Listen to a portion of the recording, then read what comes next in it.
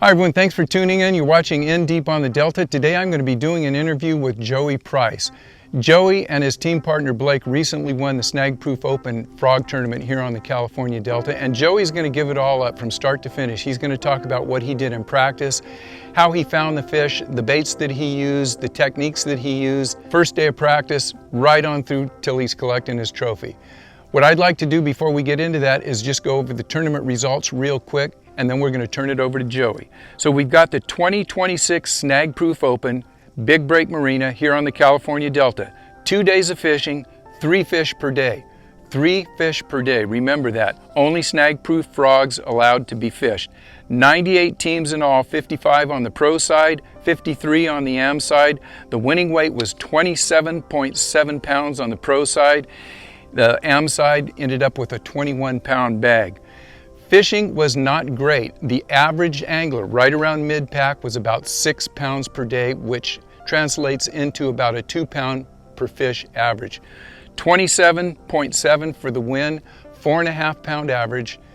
One fish that Joey had was just above 6. One fish was just below 6. Now remember, a 3 fish limit, 4.5 pound average. That is a really good 2 days of frog fishing here on the California Delta. So with that, I'm going to turn it over to Joey, start to finish. He's going to lay it all out how he caught them fish, and he's got a lot of great information. So let's take it away. You're going to fish the Snag Proof Open. You're out there with an old friend of yours, not a professional angler, but obviously good enough to net some fish for you or be on the boat with you. And you guys had a great tournament. Take it from there. What'd you do?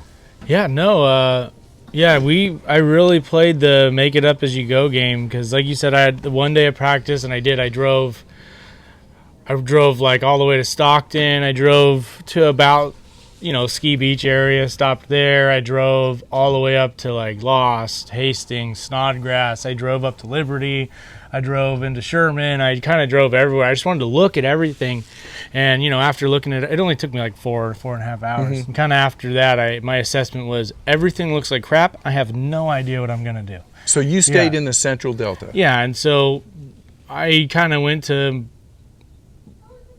my other plan, which is if I don't have a specific area and I don't like the way the duckweed looks, and I don't like the way the cheese is set up, and I don't like the way all of that is, I love throwing frogs in open water. I have more confidence doing that than I do throwing it on top of stuff. But my goal is to find a tide I like, the tide where I can get bit, and then that's my pattern. I want to find what they're staying on, what's around as forage, and then continue to find that over and over and over and over again a day. So what I did is I just started in Frank's Tract, and I fished, within 400 yards of Russo's. I mean, I'm just fishing the first couple of stretches just off of the cuts where the water's coming out and flowing out this way. I'll fish the bank like right next to that where it's like pulling the hardest, because the last bit of outgo, what'll happen is that tide goes from fast, because those full moon tides are giant, right? So you have that bump out and you get one chance there, and then this whole giant outgo is tough, man, unless you're like way in something and you're hoping they're way in there. That last little bit will slow down just enough and make the bigger ones really active. So right at the beginning of the tide and at the end of the tide. And you also mentioned that these spots that you were fishing, you said you fished Big Break, you fished, went back and forth from Big Break to Frank's Tract. And you had 5 or 6, 7 spots in Frank's Tract, couple spots in Big Break. Mention just for the guys that are out there, that's not the entire track. You had specific spots of 30, 40, 50 feet of bank that you wanted to fish. I mean, like I said, specifically, I'm looking for the setup. You know what I mean? You need to find the recipe, right? It's so important. I can go to a spot, look, and be like, this is too dirty. It has A, B, and C. It's missing D. That's no good. And what are A, B, and C? A, B, and C are forage. The water slows down. There's lots of bluegills floating up. I can see the bass. There's a bunch of hard clumps of tules, and there's a section of tules just off, a short little section just off that I know the current's going through just there. But say D, I need the water to slow down. It's screaming still. It's too fast. So they want to be around moving water, but not necessarily in the moving water. Yeah. Well, they're going to be in it. They'll get in it. It just needs to slow down to get them to eat the frog. Oh, the tide. The tide. Okay. I need it right there at the bottom. Right there at the bottom, when it gets to the end of that outgo, it'll slow down. And right when it slows down, that's how I could get them to eat. Are you talking about a 15-minute bite window, 20-minute, half hour? How long is that period? Probably half hour. A half an hour. You know. And then what'll happen is, like, there'll be one more little stop, and then it'll go one more time, and that's where you get like all 3 of your bites for the tournament. Okay. For me at least. And we also talked a little bit about you were not fishing surface vegetation, no duckweed, no surface vegetation. You were fishing open water, and I asked you about, hey, when I go out there, can I go to those kind of spots and catch fish with poppers, walking baits, things like that, just for fun? And talk a little bit about that for the people that are watching, because you're talking about some very specific areas. Do they have to throw a frog in there, or did you have to throw a frog to catch those fish? I mean, I did think about this a lot, because I have to I'm going to keep fishing. You know, I'm guiding, so it's my job to keep fishing. So I'm thinking, like, okay, for guys who can't throw a frog, they only have spinning rods. I have to throw, you know, I can't do this, I can't do this. What can I do to get these fish to bite? And I kind of finally came to the conclusion, like, as much as I would have loved to get those fish on something else, like, I'd be willing to try a buzz bait. I'd be willing to try, you know, something without treble hooks. But, like, I had to put this just in enough. There's the only way to get the bite. The intricacy was insane. Without it clogging up. If you had open hooks, they would clog up. Yeah, it would have been really, really tough with open hooks. But yeah, no, I think that this was definitely the most efficient way. Okay. I'm not going to say it was not possible to do it. You know, that's the bite window. They're sitting there. They're positioned. They're ready to eat. A lot of times you can throw a hot dog at those kind of fish and they eat it. Right. But right. For me, for that situation, for the efficiency that I would need in a tournament or something, I would go with the frog. So we got the setup now, and that's the hardest point. I mean, to get out there. I mean, Joey's out here a lot. He knows exactly what to look for. For you guys that are weekend anglers, try to digest what Joey's saying and use that. But it's going to take a while to go in and use that information and fish it and get confidence in knowing to hold on to a spot, or when to hold on to a spot and when not to hold on to a spot. Yeah. But anyhow, you have the setup. Let's talk about, maybe you can talk about the actual bait you were using, because you only used one bait, one frog. Day 2 we used a little bit different one because we had that high tide in the morning. But this is the one you relied on. I weighed in 5 out of 6 of the fish round. Okay, and you also mentioned that you had a second place finish, same frog last year. Same frog. 4th place the year before, same frog. So let's talk about that frog, and then let's go into the rods and reels that you're using, and then we can go back to a little bit of technique, and you can talk about how somebody coming out next week could set up and what they should be looking for and how they should be fishing. So talk about that frog and the color, and I'll hold it up for him while you talk. So for me, it was just something I figured out, just, you know, playing around with all the different colors Snag Proof had way back in the day. I've always liked low tide. I always have. It's very opposite of everybody, but I've always liked it. And low tide generally falls during the middle of the day. Generally, not the middle, but when the sun's up. We can go when the sun's up. I think that smoke, if you have a high sun, a lower tide, a foot or less, so I'm just calling it a lower tide, a foot or less. Really, I enjoy it when it's like 0. But, and you were fishing in a foot of water for the foot and a half, foot 2 and a half, feet, you know, open water, nothing on the surface. Yeah, foot and a half, 2 feet, nothing. Maybe a little bit of stuff we're stuck from the stuff current. that you can't throw a walking bait in or something. Yeah, and. On the key, like when I know they're eating something, when I know I'm doing the right thing, is when you can get fish to track it down all the way and then commit. So you're seeing the fish, or you're seeing them move? The almost 6-pounder and the 4.5-pounder that I caught on the first day, I watched them come after it slowly and then eat it before I knew they were coming. And whenever it's high sun, low tide, this silhouette of smoke, I think is perfect. I don't know what they think it is. Are you cutting the tail on that at all? Yeah, they come like this long, so you are cutting the tail. You can't walk it unless you like it. I mean, you want to do it perfect, where you kind of go at an angle and just kind of get it so it can walk a little easier. Yeah. It's a little messed up because they ate it, but I mean. But I could see you've got the tails cut at a little bit of an angle. Yeah, it's enough to let me chopped. Because you need a perfect walk, and what I mean by a perfect walk is it needs to kick and bob, right? If it's just chopping, that's fine, but you just use the Ish's fat frog. You know what I mean? Yeah. Use the fat frog, not the pop and fatty. The fat frog, pop and fatty's good too, but you want the wobble. So we're talking more about technique now, and I want to get into this. We'll talk about the rods and stuff. So again, it's very important, and this is something that I want to know. I can walk a frog like crazy, but when you stop it, are you talking about that wobble? Once it goes like this, you stop it, and it moves just a little bit? It's a pretty immediate wobble. It's not a delayed wobble. Okay, so frogs, traditionally, they just, you can get them to chop. This one kind of does like it rolls to the side and then goes. And Bobby talks about this a lot, why the top is so important. Because if you get that walk right, the frog turns like turns like this, and rolls and rolls.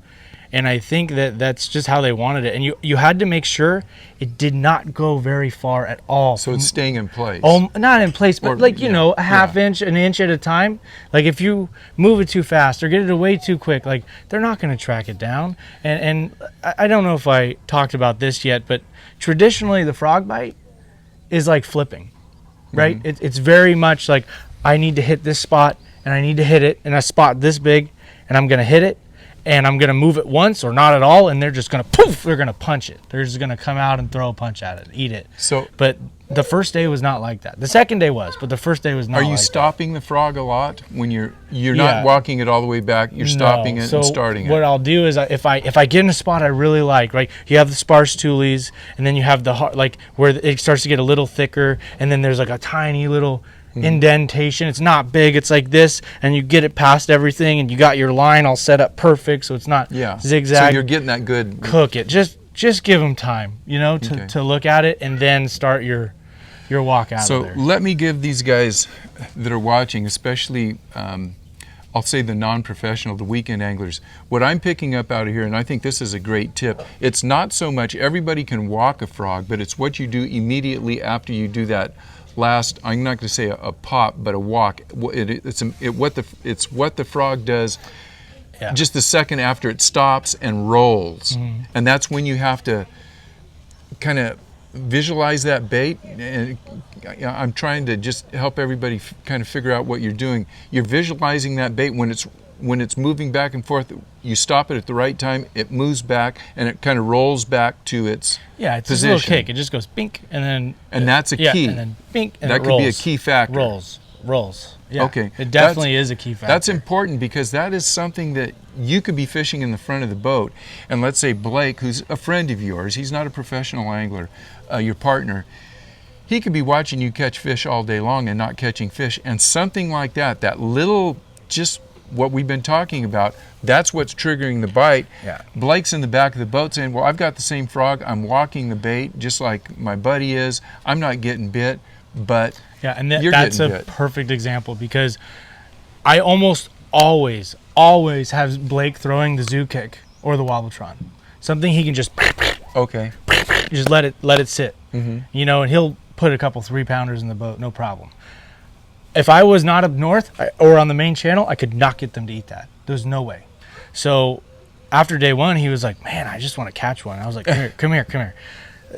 We're going to have to go over this. He's like, I know you know how to walk a frog, but I'm going to show you how to walk a frog, right? And it's hard. These are harder to walk because they want to roll. Okay. But it's such a subtle twitch. Like generally you can just hit it, But this one, it's so subtle. And you can really get it to just roll. But once he did, right? Yeah. So the first day went by, he caught a bunch of fish, right?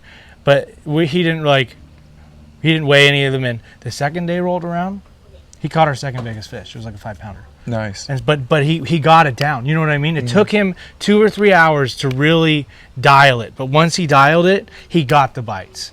You know what I mean? Yeah. So we kind of went into the pretty far into technique. Talk about the rods that you're using and how important is the rod in technique. I know you're not using the big broomsticks that you used to. Yeah. Or at least you didn't this weekend. No, I mean, I'll always have the Bobby's Perfect Frog Rod, the 7.9. That's just one of my go-tos. I think if I'm throwing in really thick stuff or something like that, and I make it really long casts, I gotta have it super, super, super fast reel. You have the lose hyper mag, so that's important.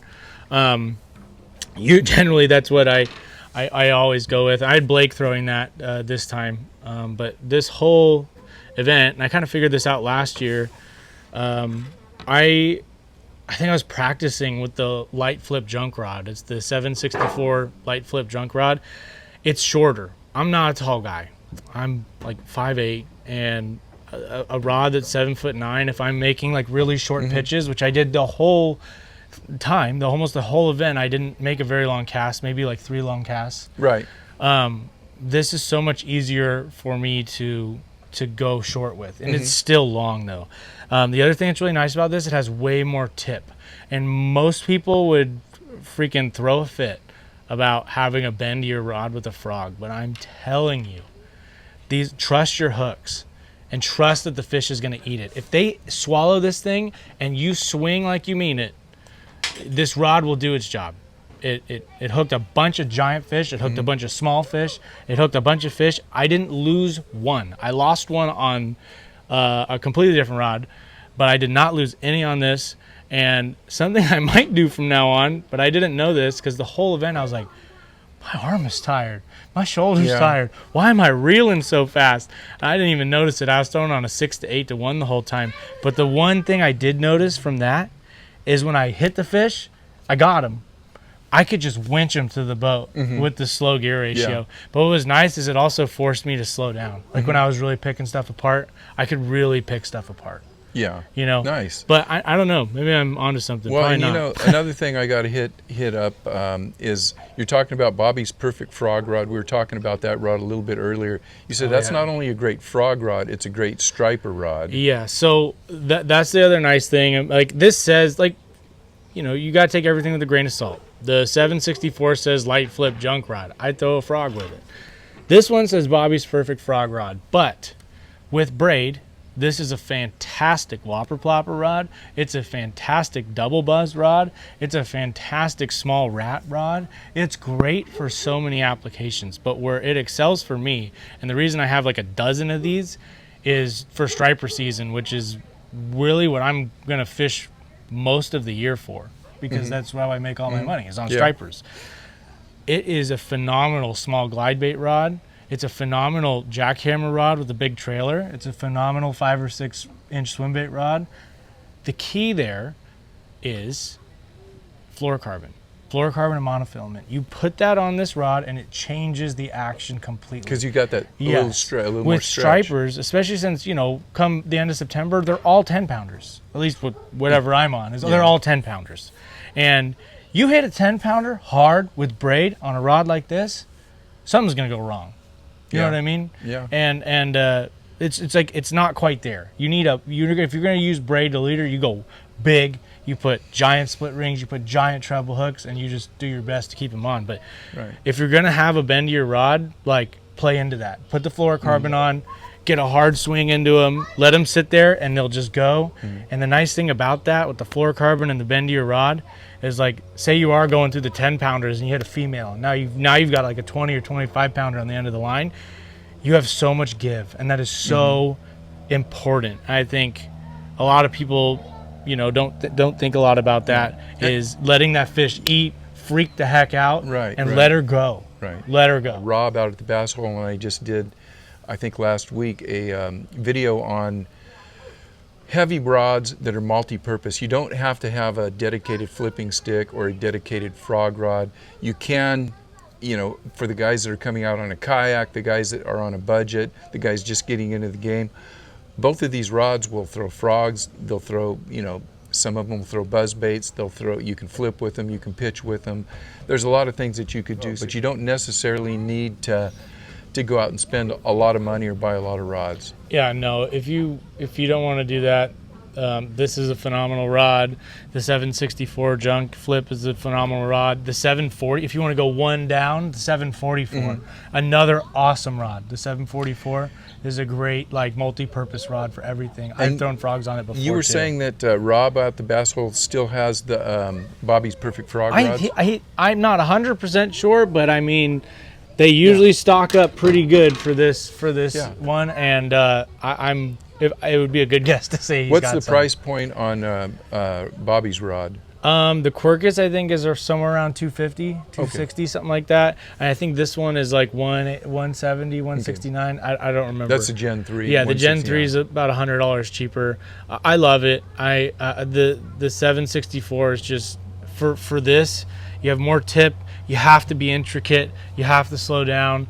It just makes all of the more difficult stuff a lot easier for yourself. And if you're worried about the hook set not being good enough, set harder. That's my advice. Just set harder if you're really that scared. I promise you the hooks will go in. All right.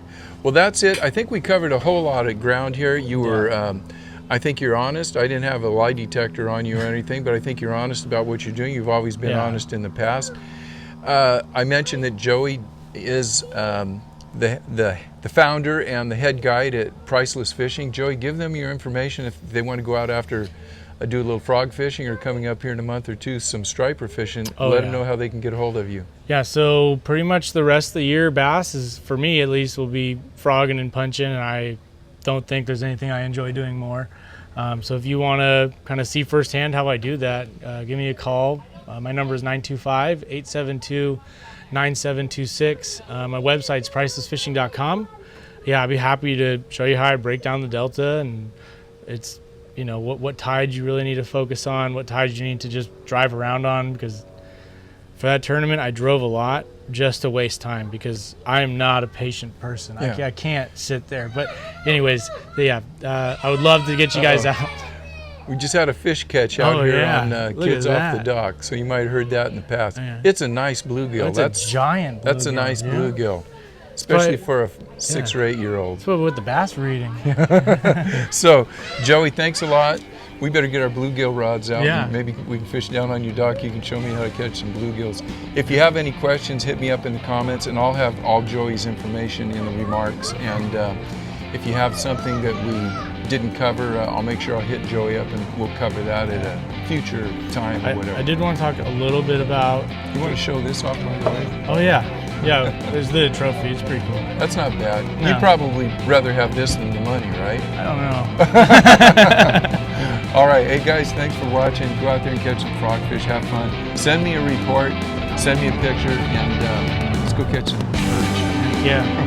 See you guys. Good luck.